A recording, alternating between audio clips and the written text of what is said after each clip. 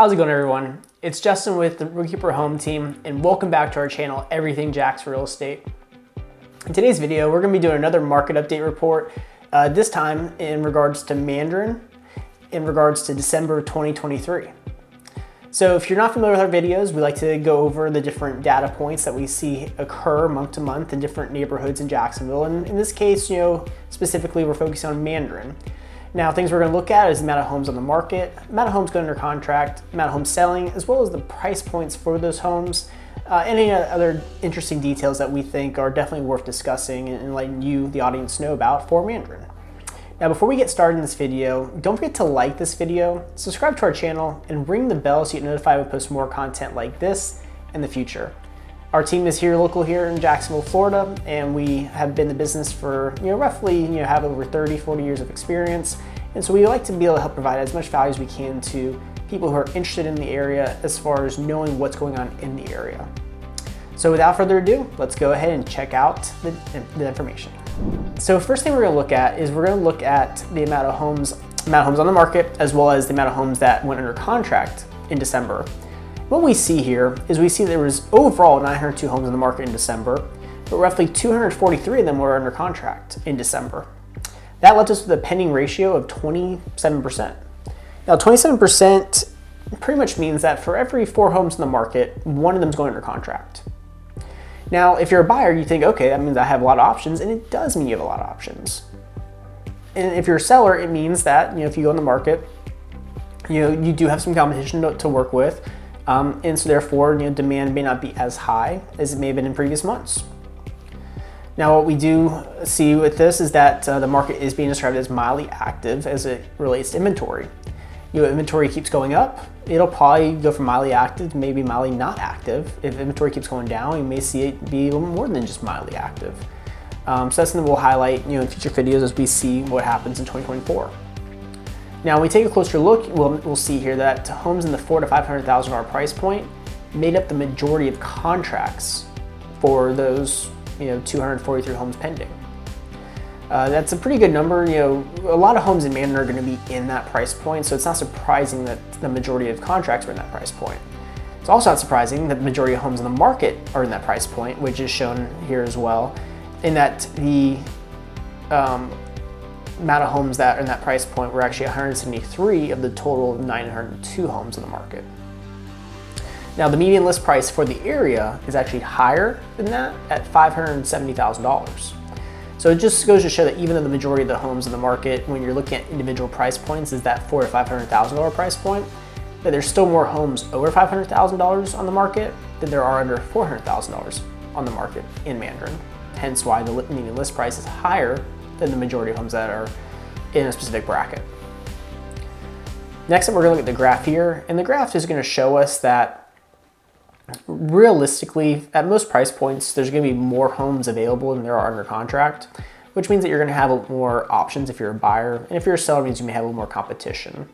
That being said, it's always healthy to have a fair amount of homes on the market, and so realistically, if you're looking at higher price points, you may have a little more competition, but at lower price points, you do have some options, and it's, I'm sure, a welcome sign for a lot of buyers to have a little more options to choose from.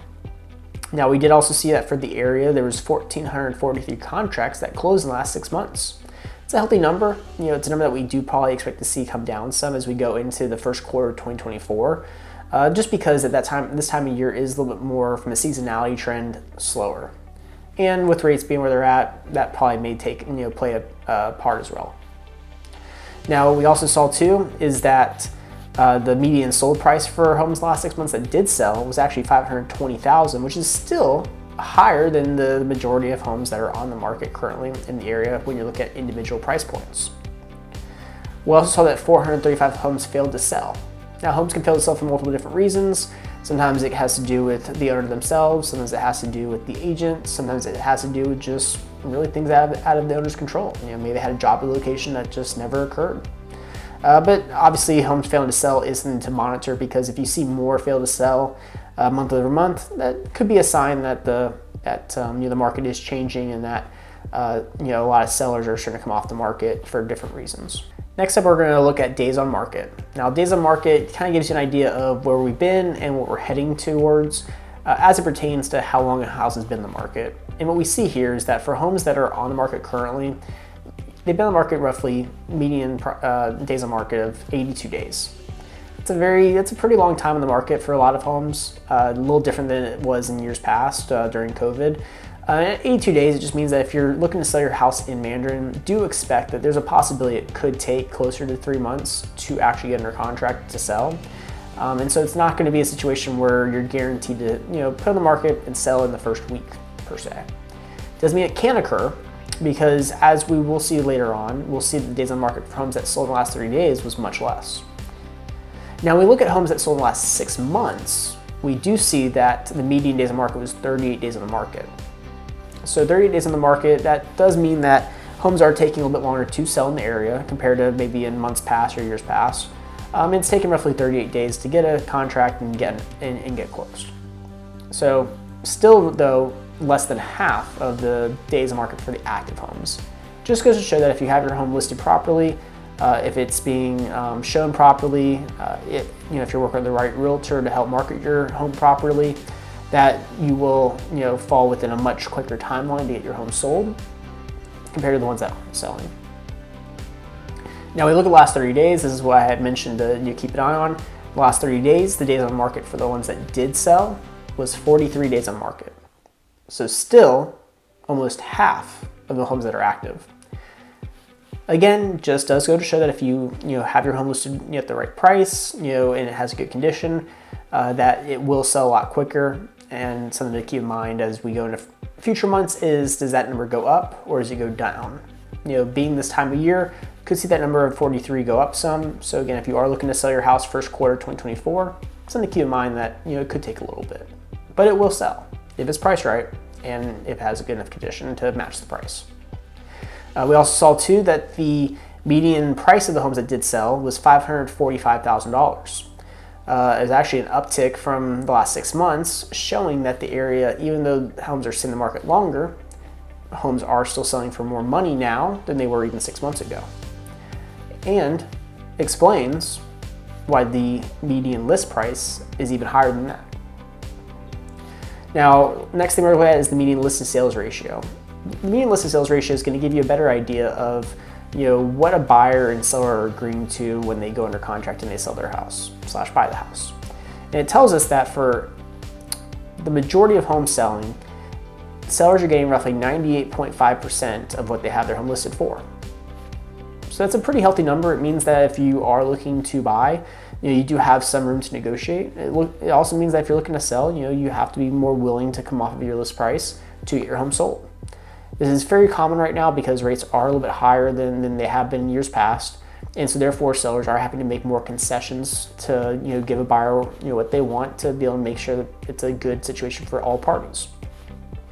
As we go into 2024, it'll be important to monitor if that percentage goes up or goes down, because it'll tell us if it goes up, it means that it might be becoming more of a seller's market again, or more of a seller's market. It still is a seller's market. Or if it goes down, it means that we might start seeing a little more options for buyers, and so maybe we start seeing just slightly more of a buyer's market. So definitely something to monitor.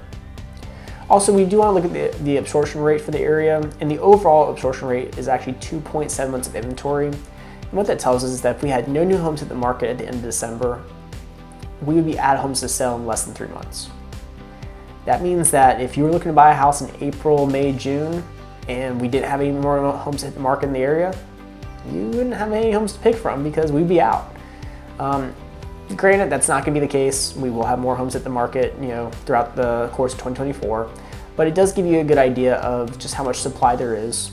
And realistically, if you're under 3 months inventory, you're still in a very hyper seller's market. But obviously, as we just saw, you do have some negotiating power now than you may have had in years past. Lastly, we're going to look at the table down below. And this table kind of gives you more of a breakdown at different price points, what exactly the absorption rate is at those price points. So even though the area, you have 2.7 months of inventory, what you'll see here is if you're looking for a $300,000 to $400,000 house, you only got 1.5 months of inventory. That makes a big difference. At 1.5 months of inventory, that's almost half of the inventory levels for the overall area. So what that means is if you're looking for a $300,000 to $400,000 house, you're going to have more competition than say, for instance, if you're looking for a $700,000 to $800,000 house where the inventory levels are roughly 3.4 months, almost triple. So I like to always go over that because it does give you a better idea of, at different price points, how much competition you may actually have for, in this case, Mandarin. Now, if you liked what I went over and you have any additional questions, or if you just want to know more about Mandarin or Jacksonville, in the description below is my contact information. Feel free to schedule time on my Calendly link. It'll go on my calendar, and it'll allow us to set up a time to meet face to face, or a Zoom call, or even just a phone call to go over your questions, go over what you and your family's wants and needs may be for here in Mandarin or any other area of Jacksonville. And so that way I can see what I can do to better help you and your family as you make your move either to Jacksonville and to Mandarin, or as you may make your next move within Mandarin or within Jacksonville. Also, as I mentioned, if you like this video, shoot us a like, drop us a like, but also if you can, subscribe to our channel and ring the bell so you know if I would post more content like this in the future. Because as we continue to grow this channel, we do want to provide as much content as we can to help make you, the audience, as knowledgeable as we can about Jacksonville and the surrounding areas. So until next time, I'll see you guys again on the next video.